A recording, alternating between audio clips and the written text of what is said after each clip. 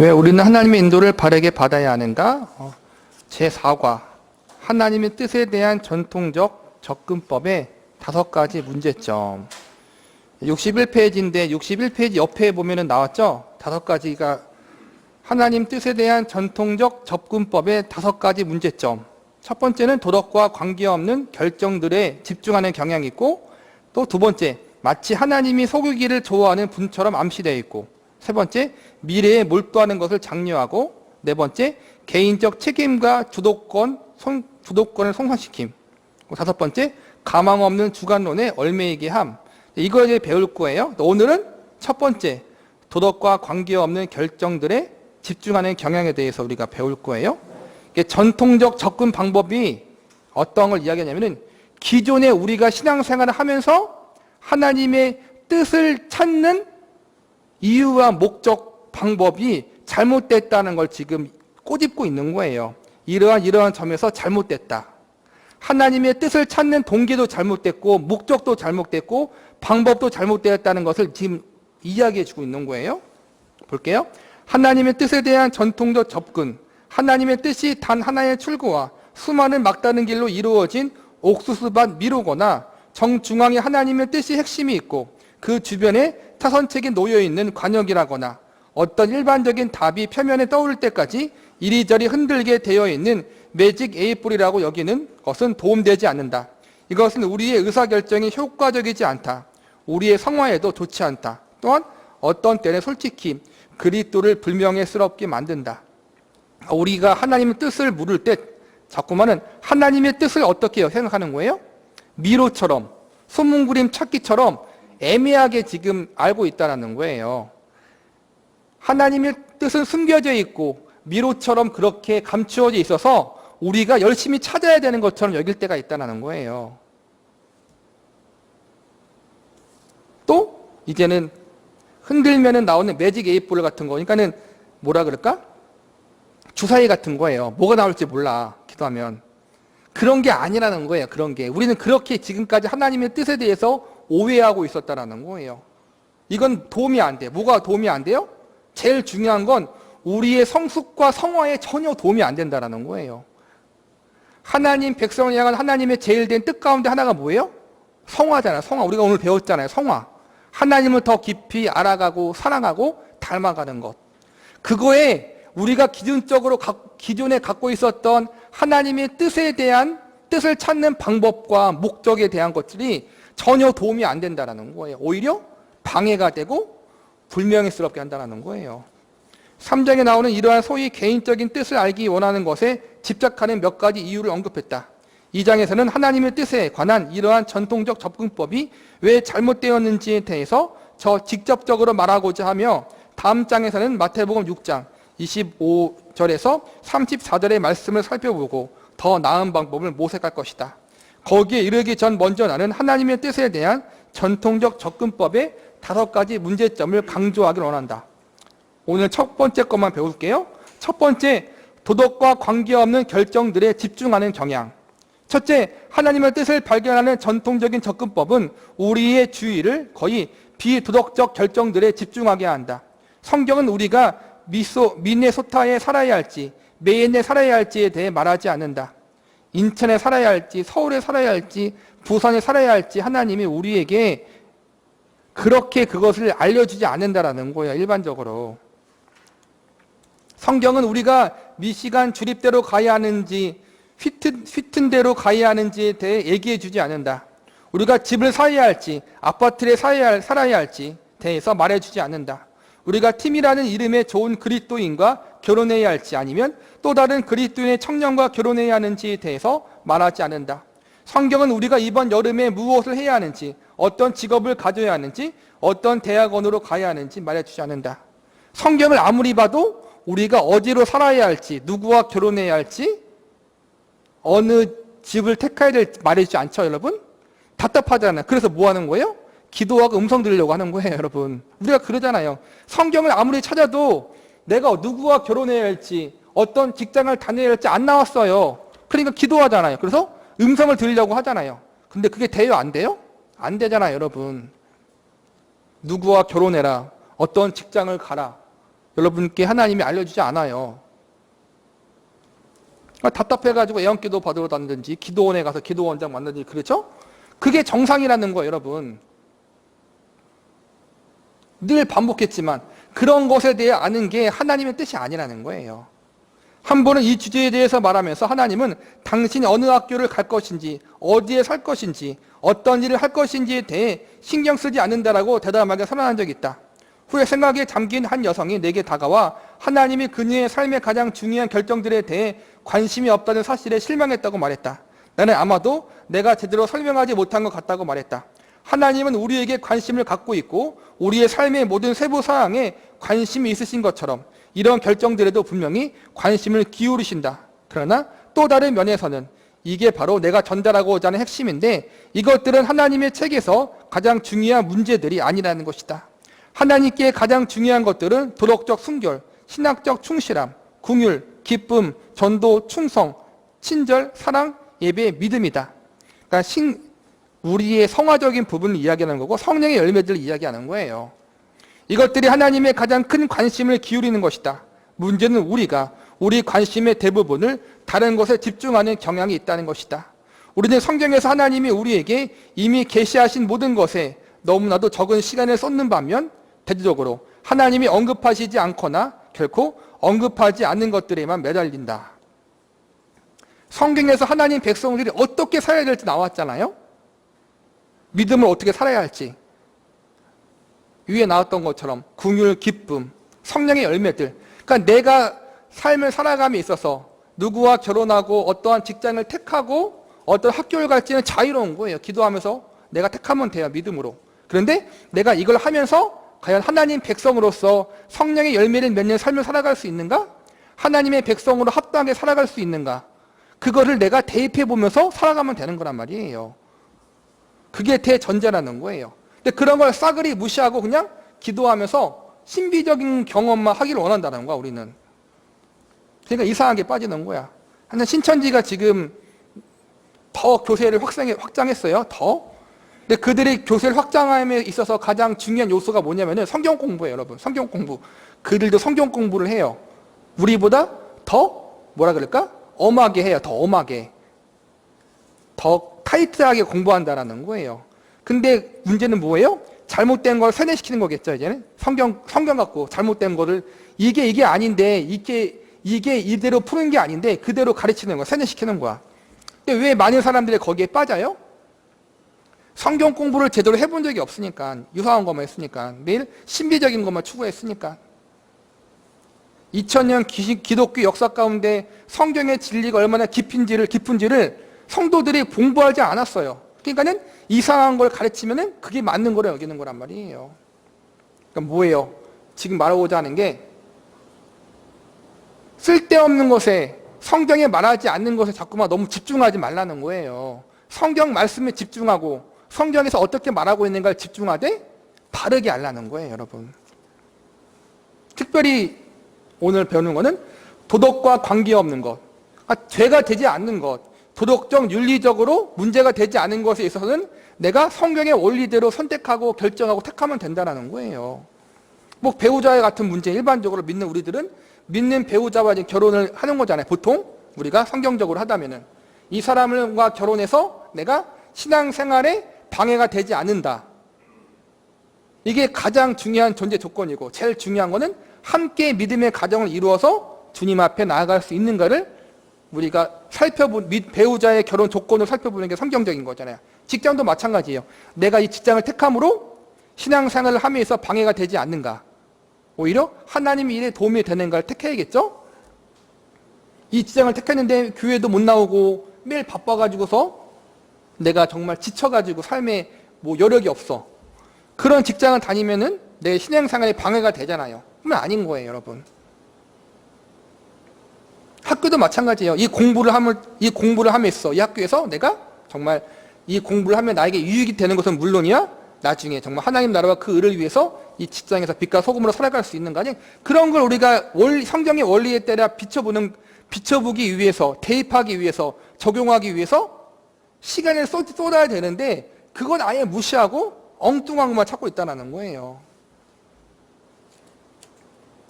달리 말해 우리는 시간의 대부분을 윤리와 상관없는 결정들을 고심하는 데 사용한다. 내가 윤리나 도덕과 상관없는 문제라고 말할 때 나는 성경에서 금하지 않은 둘 혹은 그 이상의 선택사항에 대해서 말하는 것이다. 생물학과 정치학 사이에서 직업을 선택하는 것은 당신의 동기가 올바르고 당신이 하고자 하는 일이 올바르다는 전제하에 윤리와 상관이 없는 결정이다. 하나님이 내가 생물학 공부하길 원하실지 정치학을 공부할지 원할지 기도하는 건 나쁜 건 아닌데 하나님께서 이거 해라 저거 해라고 구체적으로 응답하길 너무 바라지 말라는 거예요. 뭐예요? 그러면은 내 성향에 따라서 내가 비전이 있을 거 아니에요. 내가 어떤 걸 더 공부하기 원하는 게 있을 거 아니에요. 그게 하나님 보시기에 잘못된 것이 아니라면은 내가 하고 싶은 것, 내 성향에 맞추어서, 내 비전에 맞추어서, 꿈에 맞추어서 택하면 된다라는 거예요. 왜냐하면은 하나님의 백성들에게, 하나님을 사랑하는 자들에게, 하나님을 사랑하는 자들이 품은 모든 것들은 하나님이 주신 것이기 때문에 이게 중요한 거예요, 여러분. 따라서 만일 당신이 의학의 길을 택한 것이 낙태를 행하는 의사로 일하는 것을 뜻한다면 그것은 정상에 서기 위해 남을 중상하고 속이는 정치인의 길을 가는 것만큼이나 바르지 않은 길인 것이다. 그러나 만일 올바른 동기를 갖고 있다면, 바르게 행한다면 당신의 직업적 선택은 도덕적 결정과는 상관이 없는 것이다. 그러니까 내가 지금까지 살아온 여러 가지 조건들이 있잖아요.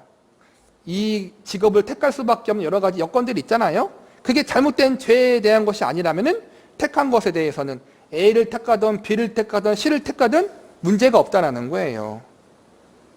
하나님의 뜻은 A에 있는데 내가 그걸 모르고 B를 택했다. 그런 게 아니라는 거예요, 여러분.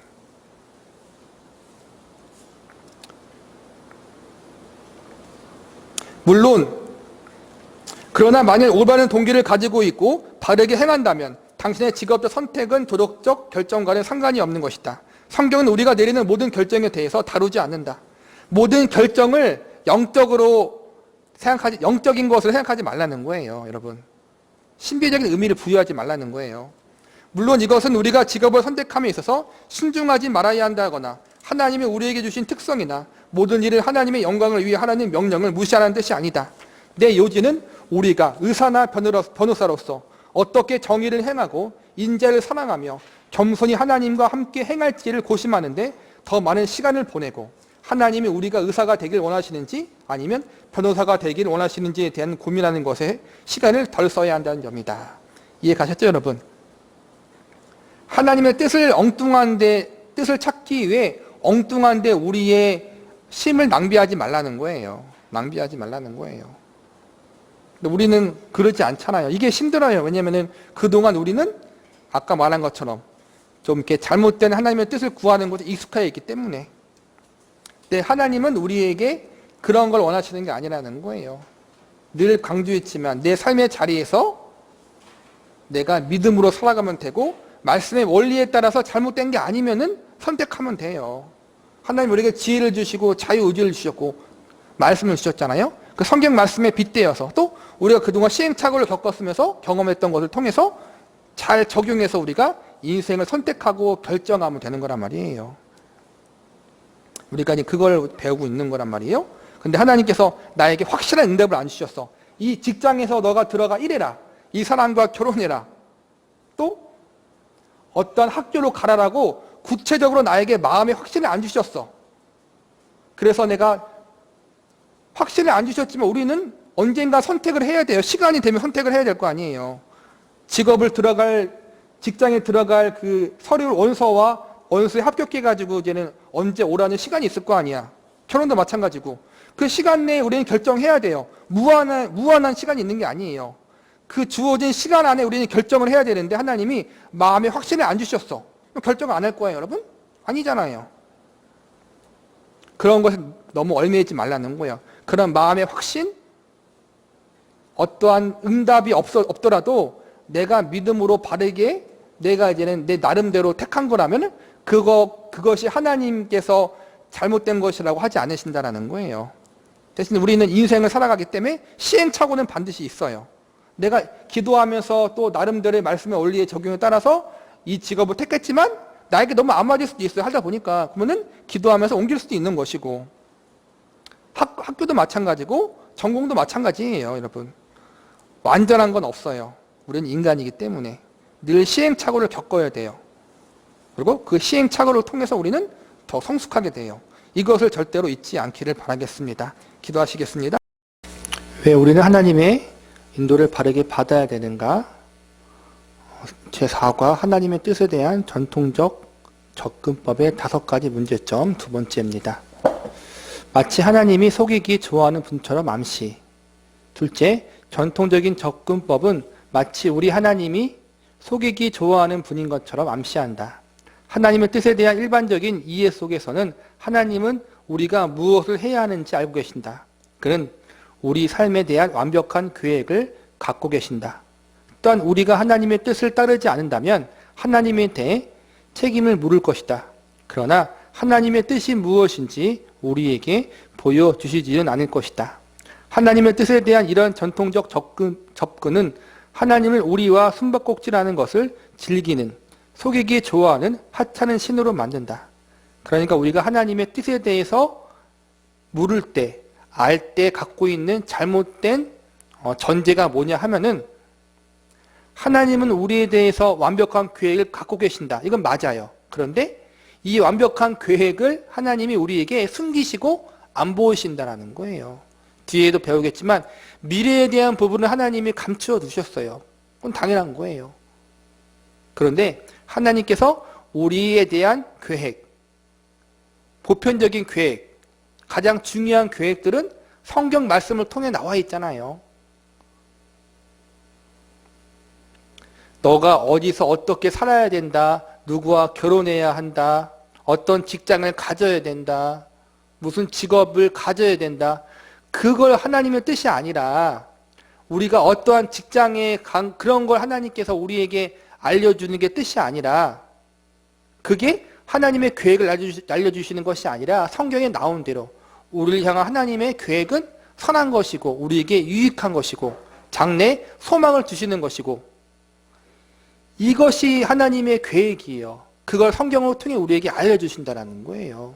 그게 중요한 거지 자꾸만 다른 것을 우리가 집중하면 안 된다는 거예요. 미래일을 감추어 놓으신 것처럼 우리를 향한 하나님의 선한 계획들을 감추어 놓으셔서 우리가 그것을 숨은 그림 찾기처럼 찾아야 되고 미로 찾기처럼 찾아야 되고 보물 찾기처럼 찾아야 되는 것이 아니라는 거예요. 하나님의 뜻이 있는데 그 뜻을 내가 기도해서 발견하지 못하면은 그 뜻을 순종할 수 없게 된다. 이런 전제 자체가 잘못된 거라는 거예요. 분명히 말하건대 하나님은 자신의 백성들에게서 일들을 숨기지 않으신다. 우리가 모르는 많은 계획이 있고 우리가 알아낼 수 없는 많은 신비가 있다. 하나님의 백성에게 대개 알려지지 않은 작정하신 뜻이 분명히 존재한다. 아까 말한 것처럼 이거는 미래에 대한 것들이에요. 대부분 미래에 대한 것들. 그러나 하나님은 우리에게 혼란을 주거나 진실을 숨기려고 하시는 것이 아니다. 하지만 하나님의 뜻에 대한 전통적인 견해에서 우리는 하나님이 우리에게 당신의 뜻을 숨길 뿐 아니라 그런지 우리가 그것을 찾아내기를 기대하는 것 같은 인상을 받는다. 아니라는 거예요. 하나님의 뜻은 우리가 하나님 안에서 기뻐하고 그분을 영화롭게 하고 또 그 말씀의 약속들이 있잖아요. 하나님 주신 약속과 언약도 있고 또 우리가 하나님의 백성으로서 지켜야 할 말씀, 법규도 있고 하나님이 그런 걸 통해서 우리가 구원받으시고 구원받은 주의 백성들이 어떻게 하나님의 백성으로 살아가야 할지를 이미 하나님의 말씀, 성경 속에 나타나는데 우리는 이미 드러난 그 성경 말씀의 가르침에 순종하며 살아가면 되는 거란 말이에요. 그게 하나님의 뜻이에요. 우리가 어떠한 것을 순종해야 할지 하나님이 우리에게 숨겨놓으시고 기도해서 찾으라는 것이 아니라 이미 성경 말씀을 통해서 우리에게 다 알려주셨다는 거예요. 하박국에 나온 것처럼 달려가면서도 볼 수 있도록 알 수 있도록 하나님이 우리에게 말씀을 통해 이미 알려주셨다는 거예요.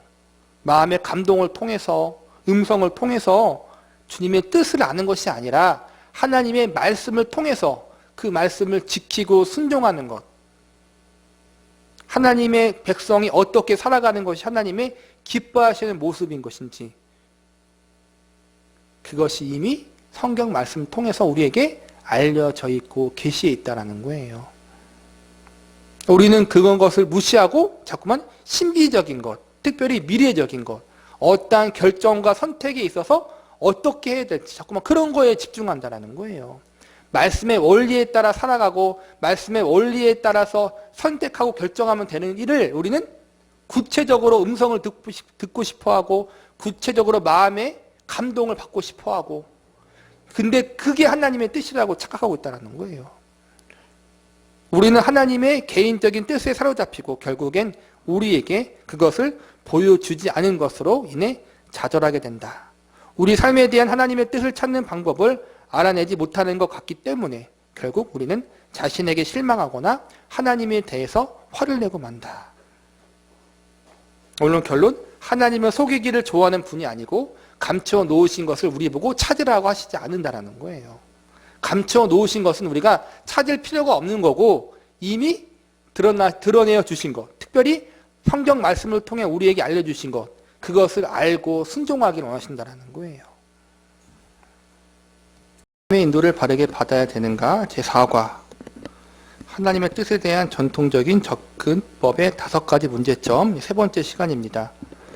미래에 몰두하는 것을 장려. 그러니까 우리가 하나님의 뜻을 구별하고 분별하고 알려고 하는 우리의 동기 중 하나가, 좋지 못한 동기 중 하나가 미래에 몰두하는 거란 말이에요. 우리가 오전 시간, 예배 시간에 잠깐 언급했던 것처럼 하나님의 백성이면, 성도라면, 그리스도인이라면 미래가 하나님께 붙잡혀 있다는 것, 하나님이 주관하시는 걸 알아요. 그러니까 기도하겠죠. 문제는 뭐냐면은 그 미래에 대해서 2가지가 있는 거예요. 잘못 접근하는 방법이 미래에 대해서 알려달라는 것, 이게 잘못된 것이고, 또 미래를 어떻게 내가 기도함으로 바꾸려고 하는 것, 2가지라는 거예요. 2가지 다 문제점이 있는 거예요. 가장 큰 문제는 결론적으로 하나님 앞에 콩 나와라 팥 나와라 내가 하는 거란 말이에요. 하나님 이렇게 좀 해주세요, 저렇게 좀 해주세요, 하나님 좀 알려주세요. 하나님이 주관자고 하나님 우리의 주인이에요.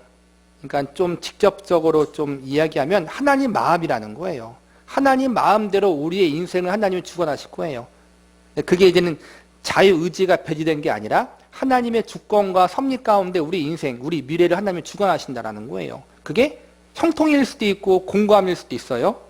근데 우리가 오늘 전도서 7장 14절 말씀 배웠던 것처럼 하나님은 형통만 주시는 것도 아니고 공감을 주신 것도 아니고 2가지를 병행케 하신다는 거예요. 그게 하나님이 우리를 인생을 이끌어 가시는 거란 말이에요.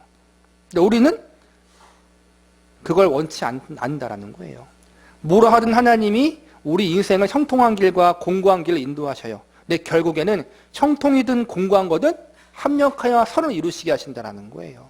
우리가 하나님을 의지하게 만드신다는 거예요. 그게 하나님이 우리 인생을 이끌어가는 방법이에요. 근데 우리는 그게 싫은 거예요. 자꾸만은 불확실한 그 미래에 대해서 무언가를 내가 간섭하고 싶은 거야. 간섭하고 싶은 거예요. 하나님의 일에 대해서. 좋은 일이든 나쁜 일이든 하나님이 결국에는 선을 이루실 것인데 우리는 내 생각과 내 계획과 내 뜻대로 움직이고 싶은 거란 말이에요. 하나님이 하는 일에 참여하고 싶은 거란 말이에요. 그게 미래에 몰두하는 것에 대한 우리의 마음의 동기라는 거예요. 대부분의. 볼게요. 셋째, 전통적인 접근법은 미래에 몰두하는 것을 장려한다. 많은 그리스도인이 하나님의 뜻을 다루는 방식은 우리가 별자리 점을 다루는 것과 차이가 없다. 우리는 하나님에게 찾아와 오늘 케빈이 일자리를 찾을 수 있을까요? 나의 진정한 사랑을 찾을 수 있을까요? A로 시작하는 주에 살아야 하나요? 라와 같은 것을 알고자 한다. 하나님의 뜻에 대한 우리의 지대한 관심은 종종 하나님의 약속과 공급하심에 대한 신뢰의 부족을 드러낸다. 우리는 우리와 함께 있으리라는 하나님의 말씀만을 원하는 것이 아니다. 하나님이 처음부터 마지막을 보여주시기를 원하고 하나님이 신뢰할 만한지를 입증하기를 원한다. 우리는 여정에서 단순한 순종에 만족하기보다는 미래에 어떠한 일을 일어날지를 알기 원한다. 내가 말한 거 참견한다는 거예요. 자꾸만은 간섭하고 싶은 거예요. 내 인생을 하나님이 다스리시고 지도하시는데 거기에 자꾸만은 내가 뭔가 좀 하고 싶은 거야. 그냥. 왜 그럴까요? 하나님을 신뢰하지 못하는 거예요. 뭐라든 하나님이 알아서 할 건데, 알아서 좋을 걸 줄 건데 뭘 자꾸 상관하는 거 옆에서. 우리도 그럴 때 있잖아요. 그렇기에 우리는 미래에 몰두하고 염려하게 된다. 염려란 그저 실제로 미래가 이르기 전에 미리 미래를 사는 것에 지나지 않는다. 그러나 야고보의 말을 들어봐라. 들으라, 너희 중에 말하기를 오늘이나 내일이나 우리가 어떤 도시에 가서 거기 1년을 머물며 장사하여 이익을 보리라 하는 자들아, 내일을 너희가 알지 못하는도다. 너희 생명이 무엇이냐? 너희는 잠깐 보이다가 없어지는 안개니라. 너희가 도리어 말하기를 주의 뜻이면 우리가 살기도 하고 이것이나 저것을 하리라 할 것이거늘. 야고보서 4장 13절에서부터 15절 말씀인데요. 이것은 하나님의 주권에 대한 가장 명확한 본문 중 하나다.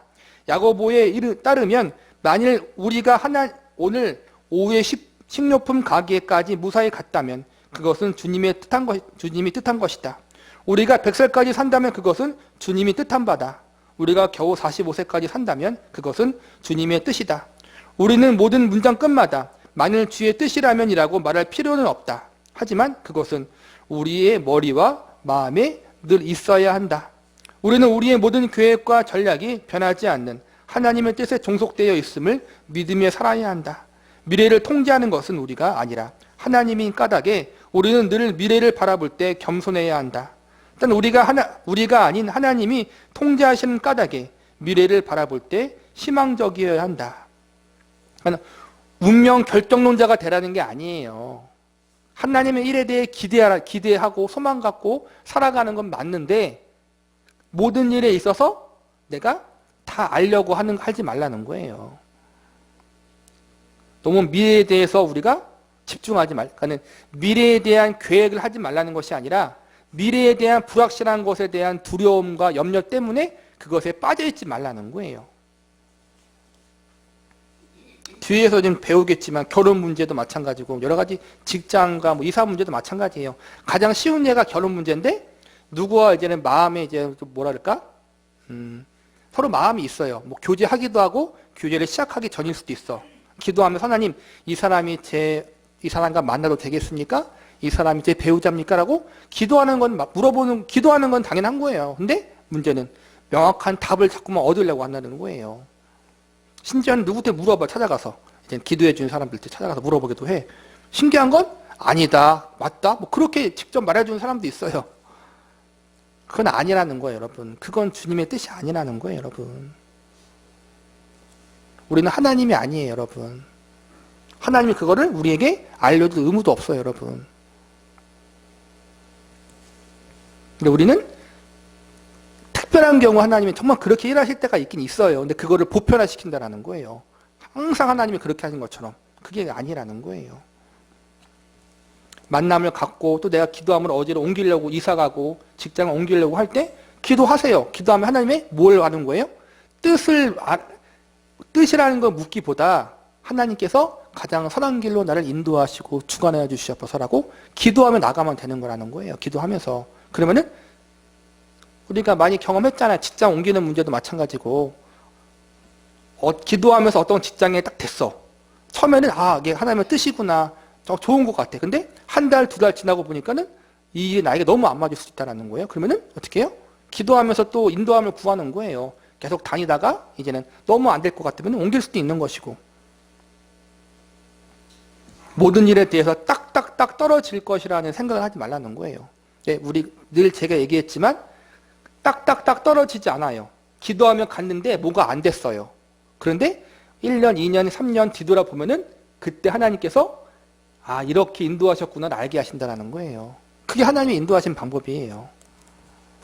이것은 미래가 미처 당도하기 전에 미래를 사는 우리의 경향인 염려에 대해 생각해야 한다. 미래를 알고 그것을 통제하려는 우리의 죄스러운 욕망을 버려야 한다. 우리는 신이 아니다. 우리는 보는 것으로 행하는 것이 아니라 믿음으로 행한다. 믿음이 뭐예요? 여러 가지 정의가 있겠지만 믿음은 하나님께 기대는 거예요, 여러분. 하나님을 신뢰하는 거란 말이에요. 믿음이라는 게. 내가 열심히 뭘 해서 믿는 것이 아니라 나는 할 수 없지만, 나는 알 수 없지만, 나는 내 인생을 책임질 수 없지만 하나님께서 가장 선한 것으로 나를 인도하실 것이다. 이것을 믿고 하나님께 나를 기대는 거란 말이에요. 하나님은 위태롭게 하지 않은 분이기에 우리는 위험을 감수한다.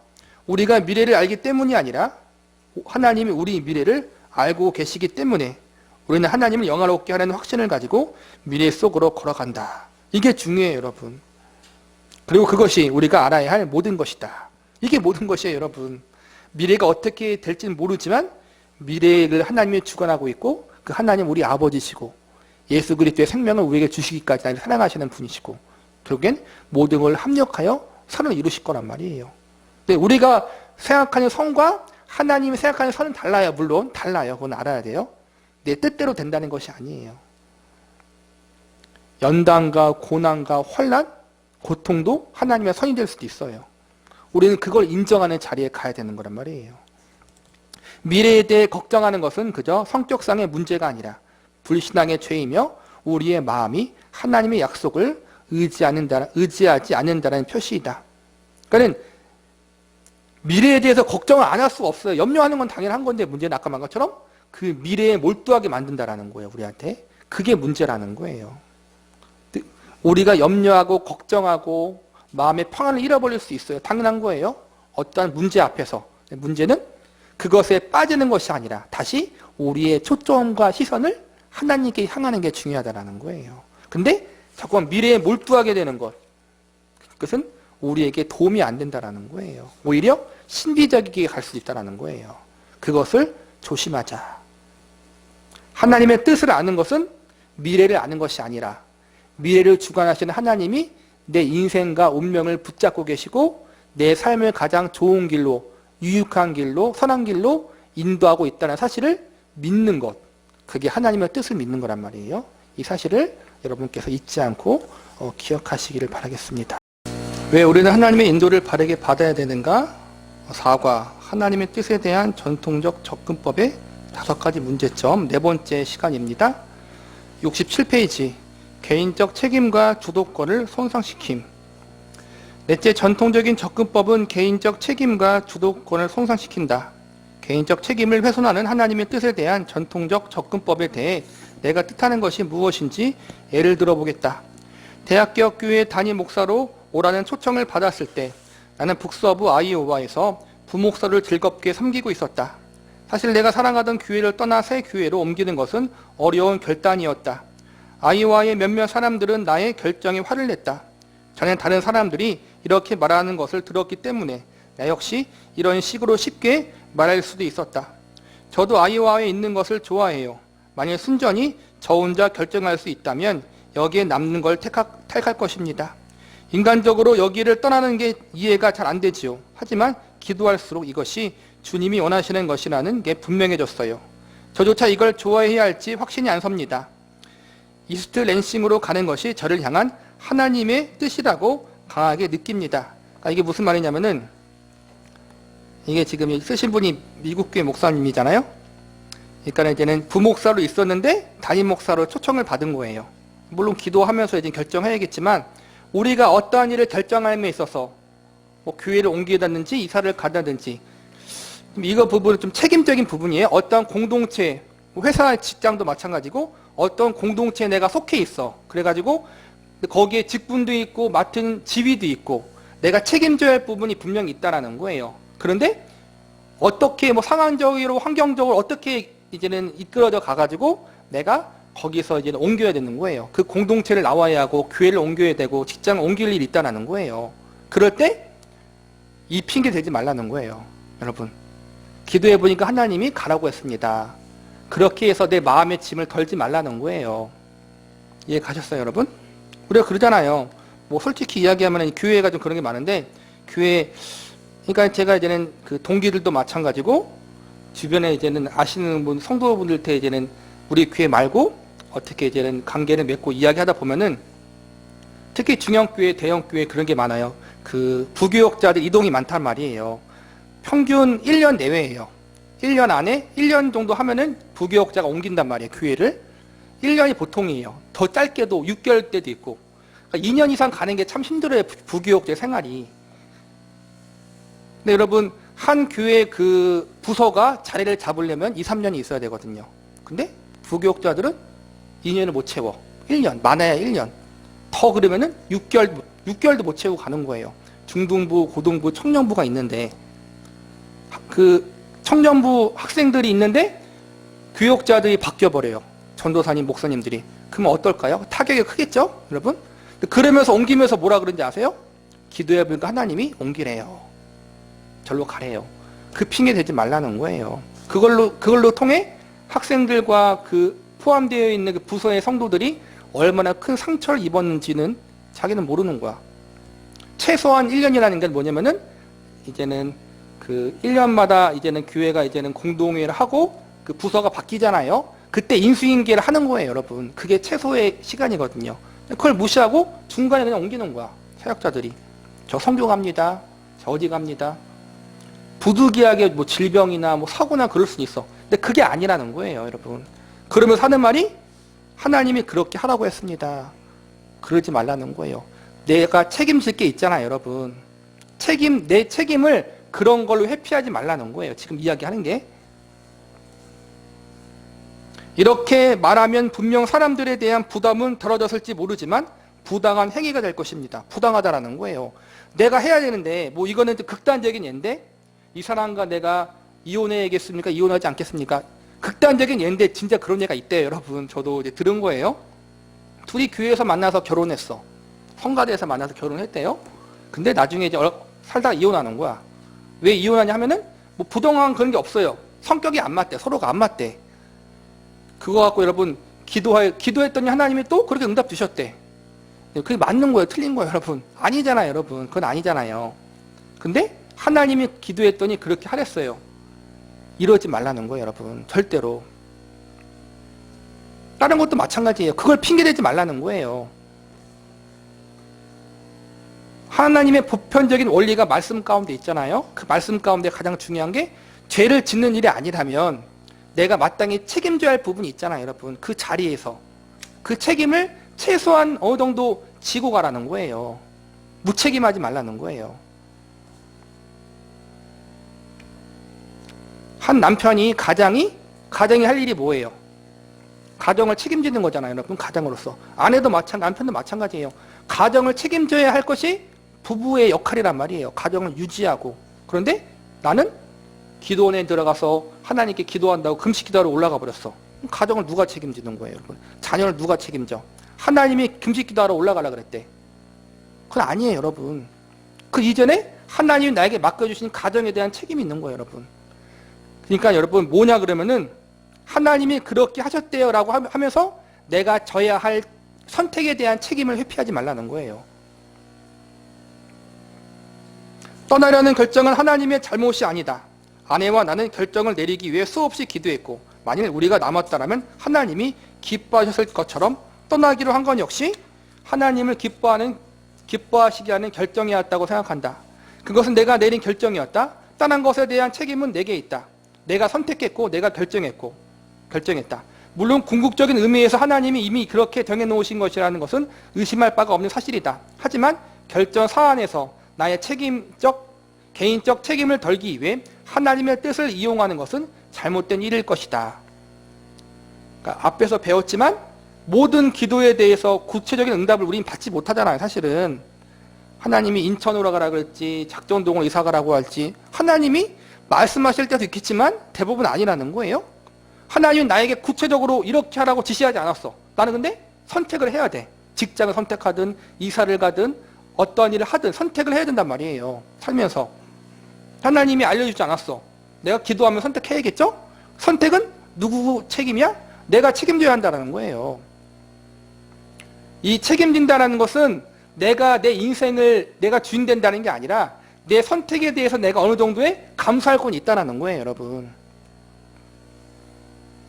감수한 건 뭐예요? 내가 잘한 선택이든 못한 선택이든 내가 기도하면서 선택하고 믿음의 원리에 따라 선택하다 보면은 그게 어떤 선택이든 하나님이 합력하여 선을 이루게 하신다는 거예요. A다, B다, C다라고 정해놓은 게 아니라는 거예요, 여러분. 마찬가지로 우리의 모든 결정에 하나님을 비장의 수로 이용하지 않도록 유의할 필요가 있다. 정말 조심해야 돼. 정말 우리가 이건 마음속에 깊이 새겨야 돼요. 당신이 기도했다고 해서 당신의 결정에 반대 여지가 없다는 것을 뜻하지 않는다. 나는 어떤 이들이 여러 가지 다른 표현을 사용하여 그들의 삶에서 행하시는 하나님의 역사에 대해 말하는 것을 안다. 그러나 만일 우리가 하나님이 이렇게 하라고 내게 말씀하셨다, 또는 하나님이 나를 여기를 인도하셨다라고 말한다면 이것은 우리의 결정을 비판이나 우려가 미치지 못하는 곳에 두게 만든다. 우리는 다른 표현들을 택해야 한다. 그것에 대해 기도했는데 이것이 최선인 것 같습니다. 또는 주님이 이렇게 인도하시는 것 같습니다라는 표현이 하나님에 대한 우리의 의도를 더 잘 전달하는 유용한 방식일 것이다. 그러니까는 표현적 얘기를 했는데, 목사 교회에서 말씀을 전하는 목회자가 이제는 목양이라 하기도 하고 가르침을 하잖아요. 목회적 돌봄을 하잖아요. 상담을 한단 말이에요. 어떤 일에 대해서. 근데 대부분의 성도들은 이미 내가 다 결정해 놓고 상담하는 경우가 많아요, 여러분. 뭐 인생이 다 그렇지만 자기는 다 어떻게 할지 다 결정을 이미 해놨어. 마지막으로 담임 목사 찾아가서 이제는 뭐라 그럴까? 인간 아니지만 담임 목사도 오케이 하길 바라는 거야. 기도도 마찬가지잖아요. 내가 다 결정해 놓고 하나님께 오케이를 바라는 것처럼. 그러고서 뭐라 그러면은 하나님이 그렇게 하라고 했어요. 그러면 할 말이 없는 거야. 그렇잖아요? 나는 하나님이 그렇게 했다라고 응답 주셔서 그렇게 했는데 그걸 내가 반대하면은 내가 하나님을 반대하는 거 된단 말이에요. 근데 그게 옳지 못하다라는 거예요. 표현이 하나님이 그렇게 하라고 그랬어요. 조심하라는 거예요, 여러분. 어떻게 순환해요? 그렇게 기도했는데 또 이렇게 하는 것이 내 나름대로 최선인 것 같아요라 그렇게 얘기하라는 거예요. 하나님 이름 팔지 말라는 거예요. 하나님의 이름을 망령되게 하지 말라는 거예요. 내 선택에 대해서. 우리는 하나님이 그렇게 말씀하셨다. 나 하나님이 제 마음에 그것을 두셨다. 혹은 그것은 하나님의 뜻이다. 아니면 최악의 경우 하나님이 당신이 이리저리 행하기를 원하신다라고 나에게 말씀하셨다와 같은 말들의 의사결정에서 책임을 제거하는, 대화를 끊는 발언이 되기를 원치 않는다. 책임을 전가하고 뭐예요? 대화를 끊는 발언. 더 이상 이야기할 수 없는 거예요. 하나님이 그렇다고 하는데 누가 뭐라 그래? 잘못된 표현이라는 거예요. 잘못된 신앙의 모습인 거고. 다 조심해야 돼요. 하나님이 나에게 말씀하셨대. 그렇게 하라고. 뭘 할 말이 뭐 있겠어. 이미 정해놓은 건데. 근데 여러분이 살면서 겪어봤잖아요. 여러분. 저도 오래 살지 않았지만 하나님이 그렇게 일하시는 경우는 많지 않아요. 있긴 있는데 많지 않잖아요, 여러분. 내가 하나님이 되지 않도록 조심하라는 거예요, 여러분. 조심하라는 거예요. 나는 내 룸메이트가 자기가 좋아하던, 그러니까 이건 젊은 사람들 위주로 좀 쓴 책이에요, 사실은. 볼게요. 예쁜 아가씨에게 과감히 고백하고 난 뒤 그것에 대한 속상한 마음을 털어놨던 일을 결코 잊지 못할 것이다. 그들은 긴 산책을 했다. 그는 그 아가씨가 자신의 애정 고백에 대해 보답해 주리라고 확신했다. 그러나 알고 보니 그녀는 그에게 전혀 관심이 없었다.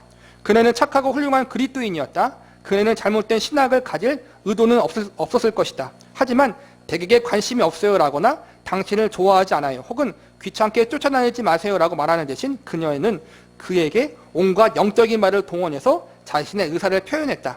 당신에 대해 엄청나게 기도해봤는데 성령님께서 안 된다고 말씀하셨어요. 안 된다고요? 혼란에 빠진 내 룸메이트가 묻자 그녀는 네 절대 안 된대요 라고 했다. 그러니까는 이제는 이 목사님이 젊을 때죠. 친구가 이제는 그리스도인 그 청년에게 고백을 한 거예요.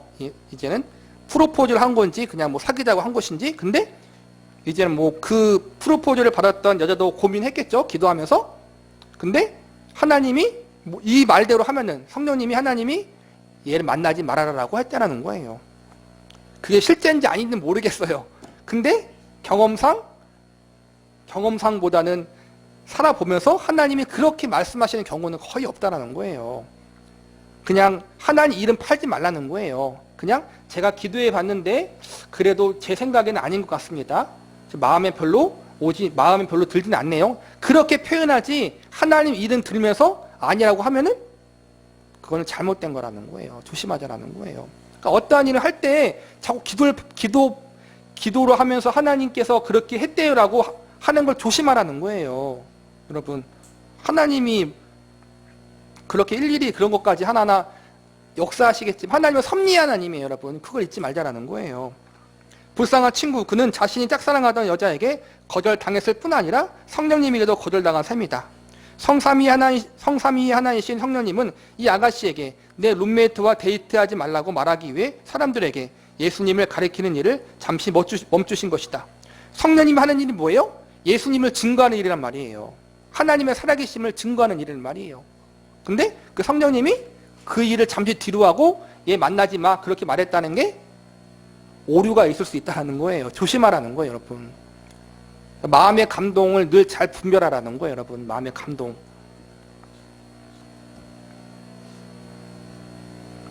참 이게 여러분도 모르겠지만 저 같은 경우는 이게 딱 뭐라 그럴까 마음이 와닿아요. 제가 그렇게 살았거든요, 제가.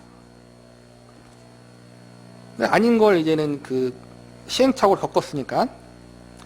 나는 그것이 성령님의 직무 내용 설명서에 포함되어 있다는 사실을 알지 못했다. 하지만 어떤 크리스천 스쿨에나 자신들의 이별에 대해 하나님을 탓하는 다수의 남녀가 있을 거라고 나는 장담한다. 성령님이 절대 안 된다라고 말씀하신 건 주님이 모든 캠퍼스의 수많은 여자들과 데이트를 하기를 분명히 원하시건 간에 하나님의 뜻은 이성관계와 관련된 어려운 결정에 대한 핑계로 종종 사용된다. 이것은 우리가 회피하고 싶어하는 책임을 교묘하게 떠넘기는 용어이다. 만일 데이트나 구애나 결혼에 관심이 없다면 그저 고맙지만 관심 없어요. 나는 지금 생각이 없습니다 라고 말하고 제발 당신의 혼잡한 이성관계에 하나님을 나쁜 놈으로 만들지 말라. 이게 이것만 해당되는 게 아니라 모든 거에 다 적용되는 거예요, 여러분. 적용되는 거란 말이에요. 잘 여러분의 삶을 돌아보면서 내가 이러지 않았나 생각해 보세요. 다 있을 거예요, 여러분. 전통적인 접근법은 또한 개인적 주도권을 약화시킨다. 헤던 로빈슨은 이렇게 설명한다. 엄청 강해 설교의 엄청 대가인 그 목사님이세요. 만약 우리가 하나님의 뜻을 어떻게 알 수 있는가라고 묻는다면 우리는 잘못된 질문을 던지는 것일지도 모른다. 성경은 우리에게 인생의 대부분의 선택에 대해 하나님의 뜻을 찾으라고 명령하지 않으며 그것을 어떻게 결정할 수 있는지에 대해서 지시하는 성경 본문은 없다. 마찬가지로 중요한 것은 기독교 공동체는 하나님이 특별 계시를 우리에게 어떻게 제공하는지에 대한 합의점을 낸 적이 없다. 그러나 우리는 결정을 내리기 위해서 생각을 해야 하고 그것이 기력을 소모하기 때문에 하나님의 뜻을 찾는 일을 고집한다. 우리는 의사결정의 책임을 덜기를 추구하고 중요한 선택을 내릴 때 적극적이기보다는 수동적이 됨으로 덜 위협받는다고 느낀다. 이것은 하나님의 말씀이 우리가 어떻게 살아야 하고 결정을 내려야 하는지에 대해 할 말이 전혀 없다는 것을 뜻할까? 물론 아니다. 그러나 하나님이 우리의 일상적인 결정의 대부분에 대해 또 심지어는 인생의 수많은 커다란 결정에 대해 그가 우리의 선택을 당신의 주권적 뜻에 맞추는 법을 이미 정해 놓으셨다는 사실을 확신하면서 결단을 내리는 것을 우리는 기대하고 장려하신다. 수동성은 그리스도인들 사이에 퍼진 역병이다. 그것은 단순히 우리가 아무것도 하지 않은 것을 뜻하는 것이 아니다. 그것은 우리가 아무것도 하지 않은 것을 영적인 것으로 뜻기는 것을 뜻한다. 그러니까 앞에서 배웠잖아요. 하나님의 뜻이라는 것이 내가 인천으로 이사 갈까요? 강주로 이사 갈까요? 이 직장을 결정할까요? 저 직장을 택할까요? 그걸 묻는 게 아니라는 거예요, 여러분. 그것은 여러분이 기도하면서 하나님의 인도하심을 구하는 건 맞는데 하나님이 구체적으로 너 어디로 이사가? 어느 아파트가? 어느 직장 택해? 어느 학교가? 어느 학과로 택해라? 그렇게 하나님이 우리에게 성령님을 통해 알려주시는 경우는 많지 않다는 거예요. 그리고 그게 하나님이 기뻐하는 뜻이 아니라는 거예요. 하나님의 특별 계시는 성경 말씀이잖아요, 여러분. 그 말씀의 원리에 따라 내가 죄를 짓는 일이 아니에요. 도덕적, 윤리적인 문제가 아니에요. 그러면 기도하면서 여러분이 택하고 싶은 걸 택하시면 돼요. 물론 대전제는 있죠. 내가 이걸 하는 것이 하나님이 기쁘게 하시는 것인가? 기쁘게 하는 게 뭐예요? 하나님 백성으로서 믿음으로 사는 게 하나님을 기쁘게 하는 거란 말이에요. 내가 어느 학교 가든지 어느 학과를 택하든지 어느 직장을 가든지 그곳에서 내가 믿음 생활을 하는 데 있어서 방해가 돼. 문제가 있을 것 같아. 그러면 하나님이 기뻐하는 게 아니겠죠? 근데 믿음 생활과 전혀 상관이 없어요. 그러면 택하면 되는 거란 말이에요. 우리는 자꾸만 그 일일이 모든 것들에 대해서 기도하면서 하나님이 이렇게 하라 저렇게 하라라고 하는 것을 기다리고 있다는 거예요. 그게 수동적인 모습인 거고 잘못된 건 그게 영적인 것이라고 착각하고 있다는 거예요. 참 이게 사실은 뭐 목회자도 문제죠. 목회자들이 이런 걸 장려하고 있으니까 그러지 말라는 거예요. 우리는 우리의 수동적 태도를 인내이자 하나님의 인도에 대한 예민함이라고 상상한다. 때로는 그럴 수도 있다. 하지만 그것은 또한 단순히 우리가 게을러서일 가능성이 높다. 우리가 우리의 결정을 지나치게 영적인 것으로 만들 때 우리는衝動적이고 어리석은 결정에서 벗어날지 모른다. 그러나 그보다 그리스도인으로서 끊임없이 흔들림과 우유부담함, 후회의 패턴에 빠질 수 있다. 신중한 건 좋은데 우리가 그렇게 기도하고 하나님의 뜻을 묻는 건 신중한 것이 아니라 뭐예요? 우유부단하고 게을러서 그렇다는 거예요, 여러분. 또 후회하기 싫어서 책임 회피라는 거예요. 그러나 자기만족, 게으름, 방황, 그리고 영성으로 가장한 수동성도 마찬가지다. 아마 우리의 게으름은 하나님을 섬기는 것보다 다른 사람의 반응에 대한 두려움, 다른 이들의 칭찬을 바라는 마음과 하나님의 섭리에 대한 불신의 표현일 것이다. 하나님의 섭리, 주권 우리는 믿어야 돼요, 여러분. 참새 한 마리도 하나님이 허락하지 않으면 땅에 떨어지거나 팔리우지 않고 우리의 머리카락까지 세시는 그 하나님이 우리의 삶을 붙잡고 있고 인도하고 있다는 거예요. 기도하면서 하나님의 인도를 구하면서 성경의 원리에 따라 내가 믿음으로 선택하고 결정하면 되는데 우리는 굳이 하나님께 이렇게 하라 저렇게 하라 하나하나를 다 듣고 싶어 한다는 거예요. 하나님은 그럴 생각이 없는데 우리가 그러고 있다는 거예요. 그러니까 우리가 이기적인 거죠, 여러분. 그리고 하나님의 주권, 섭리, 모든 걸 합력하여 지금까지 여러분의 삶을 돌아보세요. 여러분이 기도해서 하나님이 딱딱딱 한 거대로 여러분 해가지고 이 자리에 온 게 아니잖아요. 많은 시행착오를 겪으면서 뒤돌아보건대 그때 하나님이 이렇게 일하셨구나라는 것을 보게 하시잖아요.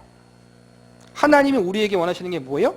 모든 걸 합력하여 선을 이루시는 분은 하나님이시고 또 우리의 실수든 잘한 것이든 모든 걸 하나님이 주관하셔서 결국에는 그분의 선을 이루시고 우리를 유익해 하신다. 미래와 우리의 운명이 하나님의 손에 달렸으니까 그 하나님을 의지하며 믿음으로 살라는 게 하나님이 우리에게 원하시는 거란 말이에요. 우리는 그 섭리와 주권을 못 믿어. 내가 들어야 돼. 그렇죠, 여러분? 그게 불신이라는 거예요, 여러분. 오늘 여기까지인데요. 오늘 정리하자면 기도하면서 말씀의 원리에 따라 여러분이 택하시면 되고 선택하시면 된다는 거예요. 그리고 아까 말한 것처럼 하나님 이름 팔지 말라는 거예요. 그리고 하나님의 주권과 섭리를 믿으라는 거예요. 여기까지 하겠습니다. 왜 우리는 하나님의 인도를 바르게 받아야 하는가? 4과 하나님의 뜻에 대한 전통적 접근법의 5가지 문제점. 마지막 시간이네요. 5번째, 가망 없는 주관론의 얽매이게 함. 이게 주관론이 뭘 말하냐면은 내 감정이래요, 감정. 이게 참 권사님도 마찬가지겠지만 우리가 많이 이 부분을 오해해요. 하나님이 주신 감동인 것인지 내 개인적인 생각인 것인지, 그리고 하나님이 주신 감동이 분명해요. 그런데 그 감동은 나한테 주신 것이지 다른 사람에게 적용할 수 없는 부분도 있는 거잖아요. 그러니까 그런 부분들을 이야기하는 거예요. 볼게요. 5번째, 전통적인 접근법은 가망 없는 주관론에 얽매이게 한다. 내 말은 오해하지 말라. 우리의 결정은 때로 주관적이다. 그것이 항상 나쁜 것은 아니다. 때때로 우리는 어떠한 예감이나 직감 혹은 느낌에 따라 행동한다. 우리의 직감이나 느낌에 기대어 도덕과 관련 없는 결정을 내리는 것은 꼭 나쁜 것은 아니다. 잘못된 것은 우리가 이런 주관론에 종속될 때이다. 우리는 어떠한 것에 대해 마음의 평안을 느끼지 못하기 때문에 결코 위험을 감수하지 않는다. 혹은 그것들에 대해 불편하게 느끼기 때문에 우리의 결정을 재고하게 된다. 사실 인생의 대부분의 중요한 결정은 우리를 다소 불안하게 만든다. 어찌됐건 그것들은 커다란 결정이다. 당신이 결혼하거나 이사하거나 집을 살 때 그것들은 중요하고 새롭고 미지의 것이며 영구적인 결정이기 때문에 두려울 것이다. 그러나 이것이 그것을 취소하도록 주님이 그 결정에 대해 평안을 주시지 않는다는 것을 뜻하는 것은 아니다. 그러니까 좀 먼저 전제를 이야기하자면은 뭐라 그럴까요? 내 마음에 있는 그 감정, 그 느낌, 주관적인 느낌을 하나님이 주신 것이라고 무조건적으로 생각하지 말라는 거예요. 그리고 내 마음에 선한 것일 선한 어떠한 마음의 감동이 온 것을 뭐라 그럴까? 성령님이 나에게 꼭 주신 거라고 절대적으로 여기지 말고, 그리고 설령 하나님이 그러한 감동을 주셨다고 해도 그것을 성경 말씀과 동일하게 여기지 말라는 거예요. 우리가 그럴 때 있잖아요. 선한 마음을 품고 선한 마음의 감동을 하나님이 주셨어. 근데 우리가 그것을 지혜롭게 잘 사용하지 못해서 왜곡될 때가 많잖아요. 그렇죠? 어쨌든 성경 말씀과 동일한 계시의 차원에서 접근하면 안 된다는 거예요. 그리고 이게 하나님의 뜻은 무엇인가라고 이야기할 때 우리가 기존적에 많이 배웠던 게 뭐예요? 평안하다. 평안하면 하나님의 뜻이고 불안하면 하나님의 뜻이 아니다. 우리 어릴 때부터 목사님들이 그렇게 가르쳐줬어요. 하나님의 뜻을 분별하면서 하나의 방법, 기도하고 결정하면서 평안하면 하나님의 뜻이고 평안하지 않으면 뜻이 아니다. 뭐 그렇게. 근데 여러분 아니에요. 여러분 경험해봤잖아요. 우리는 대부분의 결정을 할 때 많이 불안할 때가 많아요. 특히 중요한 결정일 때. 그러니까 마음이 평안하다, 불안하다 그것을 기준으로 할 수는 없다는 거예요. 볼게요. 나는 주관적인 결정이 옳지 않다라고 말하는 것이 아니다. 그러니까 우리는 대부분 감정에 의해서 결정하고 주관적인 생각과 판단에 의해 결정하는 게 틀린 게 아니라는 거 맞아요. 근데 그것을 곧 하나님의 뜻이다라고 연관짓지 말라는 거예요. 너무 영적이고 영적인 의미를 너무 부여하지 말라는 거예요. 우리는 느낌의 의지에 늘 결정을 내린다. 그러나 하나님의 뜻에 대한 주관적인 예언이 당신 의사결정 과정이 되어서는 안 된다. 이렇게 하는 게 하나님의 뜻이다. 그렇게 여기지 말라는 거예요. 도덕적이고 윤리적이고 그런 거에 상관이 없으면은 늘 말씀의 원리에 따라 우리는 해야지 내 감정에 따라서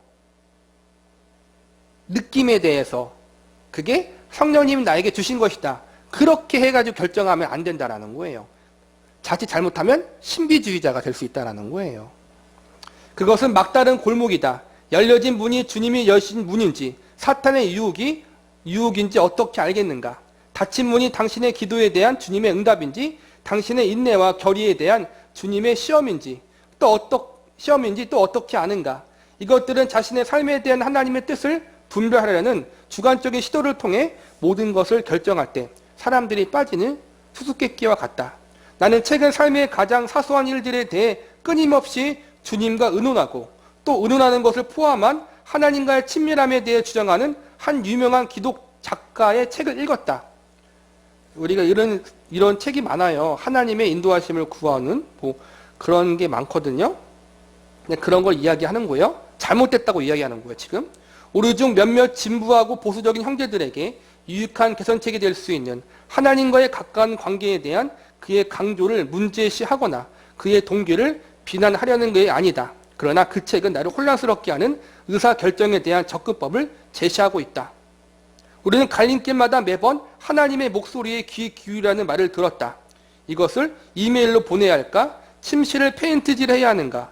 늦게까지 일을 해야 하는가? 목장에 가야 할까? 아니면 집에 있어야 할까? 오늘 아침에는 성경의 어느 부분을 읽어야 할까?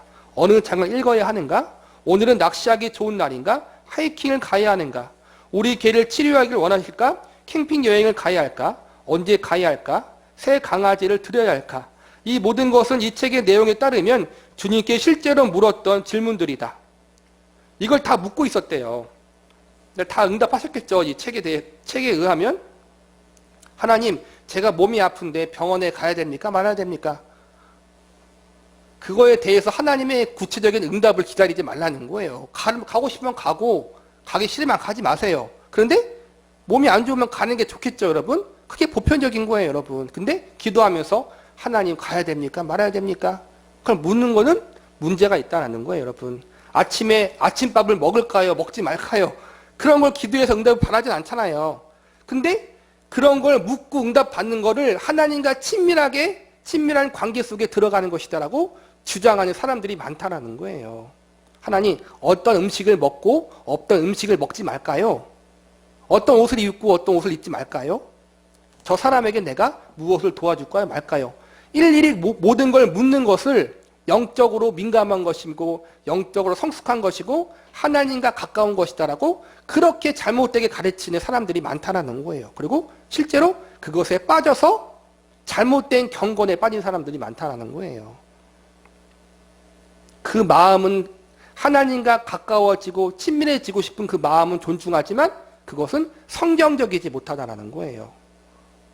우리가 하나님의 뜻이다라고 정확하게 말할 수 있고 이것이 진리이다라고 말할 수 있는 것은 성경 말씀뿐이라는 거예요. 내게 들려오는 마음의 감동, 음성, 느낌 그것은 참조할 수는 있지만은 성경 말씀과 같은 것이 아니라는 거예요. 게다가 우리 자신의 죄송해요. 이 모든 것은 이 책의 내용에 따르면 주님께 실제로 물었던 질문들이다. 다시 한번 말하지만 나는 하나님께 순종하기를 원하는 작가의 마음을 존중한다. 하지만 수천 가지의 서로 다른 도덕과 무관한 결정들에 있어서 무엇을 해야 할지 우리가 매 순간 정말로 주님께 부르짖어야만 한다면 도대체 주님은 왜 우리에게 두뇌를 두시고 지혜를 구하라고 그렇게 많이 말씀하셨는가? 이해 가시죠? 하나님이 우리에게 주신 일반적인 은혜와 은총들이 있잖아요. 왜 우리에게 머리를 주시고 지혜를 주시고 분별력을 주셨을까를 생각하라는 거예요. 하나님 이것이 맞습니까? 틀립니까? 라고 기도하는 것보다는 뭐예요? 하나님의 인도하심을 구하는 게 가장 맞다고 제가 지난 시간 말씀드렸죠? 하나님의 방법대로 하나님의 뜻대로 모든 것들을 섭리하여서 합력하여 서로 이루소서. 하나님 저의 발걸음을 인도하여 주시옵소서. 그렇게 하면 하나님이 열어주실 건 열어주시고 달아주실 건 달아주시고 피할 건 피하게 하시고 겪을 건 겪게 하시고 그렇게 하셔요 여러분. 지금까지 우리들의 인생이 그랬잖아요 여러분. 딱딱딱 응답하셔서 하신 경우는 많지 않다라는 거예요. 게다가 우리 자신에 대해 추측하는 것을 제외하고 이러한 질문을 시도해 본 후 하나님의 뜻을 예측하는 과정이 실제로 어떻게 이루어지는지에 대해 이 책에서 보지 못했다. 근데 참 이게 왜 조심하냐 하면은 대부분이 추측이에요. 추측. 확신이 아니라는 거예요. 하나님이 이렇게 하는 것 같아. 그거예요 여러분. 제가 이렇게 말씀드릴 수 있는 이유는 제가 그동안 그렇게 했기 때문에 알아는 거예요 여러분. 저도 나이는 많지는 않지만 우리 신앙의 선배들 목사님들이 그렇게 해왔거든. 그리고 저도 그렇게 배워왔거든요. 근데 뒤돌아보니까 그게 아니었던 거예요. 나는 저자가 승마 사고에 대해 말할 때 그가 주님께 만일 승마를 해도 되었는지 물었지만 어디서 해야 되는지 묻지 않았다는 사실을 후회하며 살고 있다고 쓴 것을 보고 측은히 여기지 않을 수 없다. 그는 말에 대해 기도했을 때 뭔가 잘못되고 있는 것처럼 느꼈지만 다른 사람들처럼 그저 말을 타고 싶은 나머지 어쨌든 계속 진행했다고 상기한다. 분명 이것은 잘못된 생각이다. 그러니까는 이 저자 아까 말한 것처럼 신비하게 하나님의 인도하심을 구하는 것이 옳다고 주장하는 그 저자가 어떤 이야기를 썼냐면은 말을 타는 거에 대해서 하나님께 물었대요. 제가 말을 타도 될까요? 안 될까요? 근데 다행히 말을 타도 된다라는 응답을 받았나 봐. 근데 이걸 기도 안 한 거야. 그러면 과연 어디서 말을 타야 됩니까? 우리가 이러고 있었어요 옛날에 다 여러분. 그러지 말라는 거예요 여러분. 수십만 개의 그 기도 제목이 있는데 다 기도하면서 응답받을 수 없다는 거예요. 말 위에 올라타기 전 안전을 위해 기도하는 것은 좋은 것이다. 좋은 생각이다. 하지만 그것이 우리가 길을 나서기 전 우리 안에 있는 모든 뼈들이 공습경부 해제를 느낄 때까지 기다릴 필요가 있다는 것을 뜻하지 않는다. 우리가 하루를 시작하면서 충분히 애써 기도하고 세부적인 것까지 자세히 기도하면 하나님이 정말 우리를 모든 사고에서 구해 주실까? 우리의 삶에 뭔가가 잘못되었을 때 우리가 하나님의 뜻을 좀 더 제대로 분별할 수 있었다면 그것을 방지할 수 있었을 거라는 부담까지 짊어져야 하는 것인가? 우리가 그럴 때 있잖아요. 하루를 시작하면서 또 어딜 가면서 기도하며 갈 때가 있잖아요. 또 큰 넓은 기도 제목을 하고 할 때도 있고 오늘 하루도 하나님 보호하시고 지도하시고 가장 선한 길로 인도하소서 그렇게 기도할 때도 있고 또 구체적으로 하나하나 기도할 때가 있어요. 근데 구체적으로 하나하나 기도할 때 모든 걸 다 기도할 수는 없잖아요. 우리가 버스를 타고 가다가 사고 났어. 순간 이런 생각이 들 수 있어. 아, 내가 버스를 탈 때 기도 안 했구나. 그래서 사고 나는 것인가? 그렇게 생각하지 말라는 거예요, 여러분. 게다가 주관적 직감을 시험하면서 필연적으로 수없이 불안감에 손을 비비며 짐작하는 것 말고는 대체 하나님의 뜻을 어떻게 행할 수 있겠는가? 내가 기도하지 않아서 어떠한 일이 벌어졌어. 그래서 내 마음 가운데 죄책감이 생겨. 그것까지 하나님이 우리에게 주지 않았다는 거예요, 여러분. 이것은 그리스도인들 사이에 얘기되는 하나님의 뜻에 대한 대단히 아이러니 중 하나를 강조한 것이다. 만일 우리가 발견할 수 있는 완벽한 하나님의 뜻이 정말로 존재한다면, 그리고 그 속에서 자유와 성취를 발견할 수 있다면 왜 하나님의 뜻을 구하는 모든 사람이 그런 속박과 혼란 속에 있는가? 신비적으로 하나님의 뜻을 구하는 사람들 대부분 보면은 자유롭지 않아요. 더 얽매 있어, 오히려. 왜냐면은 수만 가지에 대해서 구체적으로 응답을 받아야 하는데 자기는 실제로 그러지 못한다는 거예요. 우리 그러지 못하잖아요, 실제로. 우리가 100가지 기도 제목 놓고 기도했어요? 하나님이 구체적으로 음성을 주시면서 응답하는 게 몇 개나 돼요, 여러분? 한두 개 돼요, 여러분? 나머지 98개는 하나님이 어떻게 해요? 구체적으로 안 알려주신다는 거예요. 그러면은 98개에 대한 응답을 받지 못해서 우리는 늘 불안해하고 있어야 되는 건 아니잖아요, 여러분. 중요한 건 뭐예요? 모든 게 하나님의 손에 달려있고 그 하나님이 우리 아버지시고 내 삶을 가장 선한 길로 인도하신다는 믿음을 갖고 말씀의 원리에 따라, 믿음의 원리에 따라 살아가면 되는 거란 말이에요. 그리고 우리가 이 모든 걸 지나고 뒤돌아봤을 때, 우리의 삶의 발걸음과 여정들을 뒤돌아봤을 때, 아, 하나님이 그때 그렇게 하신 것이구나라고 우리에게 알려주신다는 거예요. 당장 하나님이 어떠한 일에 대해 알려주는 것보다는 시간이 많이 지난 후 돌아봤을 때 깨닫게 하신, 그러니까 지혜죠, 지혜. 하나님이 그렇게 우리에게 지혜를 주신 것이지, 당장 우리가 어떠한 일을 결정할 일에 대해서, 어떠한 미래에 대해서 딱딱딱 알려주지 않는다는 거예요. 조심해야 돼요. 그걸 아는 게 영적으로 민감한 게 전혀 아니라는 거예요. 그리스도는 우리를 율법에서 자유롭게 하고자 돌아가셨다. 그런데 어째서 우리는 하나님의 뜻을 노예제로 인도하는 또 하나의 율법으로 바꾸는가? 이것이 율법과 그리스도인에 대해 말해야 하는 전부는 아니다.